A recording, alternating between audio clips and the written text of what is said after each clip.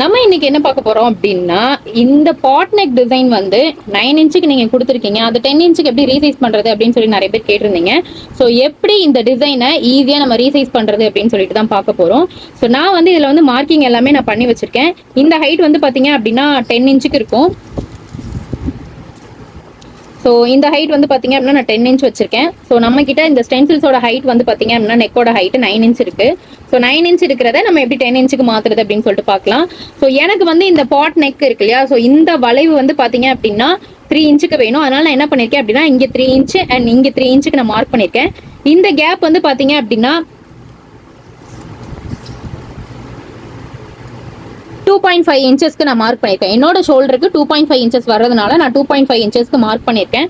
So இது ஃபுல்லாகவே பார்த்தீங்க அப்படின்னா என்னோட பிளவுஸ் மெஷர்மெண்ட்டுக்கான அளவு தான். ஸோ இப்போ நம்ம இந்த 9 இன்ச்சுக்குள்ள ஸ்டென்சில்ஸை எப்படி 10 இன்ச்சுக்கு மாற்றலாம் அப்படின்னு சொல்லிட்டு பார்க்கலாம் அவுட்லைனை. ஸோ நான் என்ன பண்ணுறேன் அப்படின்னா, எனக்கு இது பார்த்தீங்க இந்த சைஸ் பார்த்தீங்கன்னா 3 இன்ச் இருக்கும். ஸோ நான் இதை என்ன பண்ணுறேன் அப்படின்னா சேம் அதே 3 இன்ச்சுக்கு இந்த இடத்துல வச்சு நான் அதை அப்படியே அவுட்லைனை மட்டும் நான் மார்க் பண்ணிக்கிறேன். ஸோ அதுக்கப்புறமா இந்த ஹைட் வந்து பார்த்தீங்க அப்படின்னா நமக்கு 1 இன்ச் எக்ஸ்ட்ராவே இருக்கு. ஸோ அதனால இதை இப்போ எப்படி நம்ம வரைகிறது அப்படின்னு சொல்லிட்டு பார்க்கலாம். ஸோ எப்போவுமே எந்த மாடல் ஸ்டென்சில்ஸ் அவுட்லைன் எடுத்துக்கிட்டாலும் நீங்கள் ரீசைஸ் பண்ணுறீங்க அப்படின்னா ஜஸ்ட் டவுன்லேருந்து வாங்க, அதாவது கீழேருந்து வாங்க. ஸோ கீழே பாருங்க, இந்த 10 இன்ச் நான் மார்க் பண்ணியிருக்கேன் இல்லையா, ஸோ அதில் வந்து ஒரு 2 லைன் நான் மார்க் பண்ணிக்கிறேன். அதுக்கப்புறமா ஸோ இந்த இடத்துலையும் நமக்கு அந்த வளைவு வரணும் இல்லையா, ஸோ அதுக்கும் என்ன பண்ணுறேன், ஆசிட்டிஸ் நம்ம எப்போதும் எப்படி வச்சோமோ உங்களால் முடிஞ்சால் அந்த ஏற்கனவே இருக்கிற லைனோட ஜாயிண்ட் ஆகுதா அப்படின்னு சொல்லிட்டு பார்த்துக்கோங்க.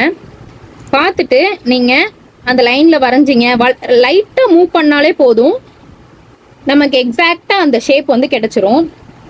இப்போ பாருங்கள், இந்த பாட் நெக் ஷேப் வந்து உங்களுக்கு வந்துருச்சு.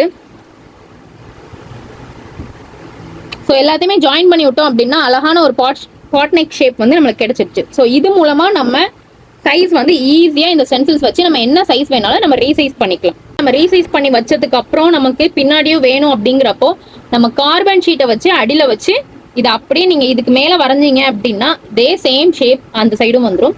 ஸோ இது மூலமா நீங்க உங்களோட ட்ரேசிங்கை ஈஸியா முடிச்சுக்கலாம். இந்த வீடியோ உங்களுக்கு பிடிச்சிருந்தது அப்படின்னா லைக் பண்ணுங்க, ஷேர் பண்ணுங்க, சப்ஸ்கிரைப் பண்ணிக்கோங்க சேனலை மறக்காம. தேங்க்யூ.